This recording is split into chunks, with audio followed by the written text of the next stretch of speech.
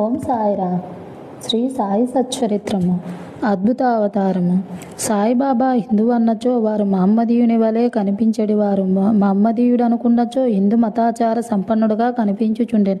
ఆయన హిందువా లేక మహమ్మదీయుడా అన్న విషయము ఇదమిత్తముగా ఎవరికీ తెలియదు. బాబా శాస్త్రోత్తముగా హిందువుల శ్రీరామనవమి ఉత్సవం జరుపుచుండెను.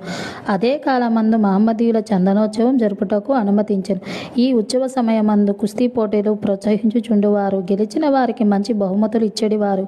గోకులాష్టమి నాడు గోపాల కాలోష్టవం జరిపించుచుండిరి. ఐదుల్ పితల్ పండుగ నాడు మహమ్మదీయులచే మసీదులో నమాజు చేయించేడివారు. మొహరం పండుగనకు కొంతమంది మహమ్మదీయులు మసీదులో తాజియా లేదా తాబూతు నిలిపి కొన్ని దినములు దాన్ని అచ్చట నుంచి పిమ్మట గ్రామంలో నూరేగించేదమనిరి.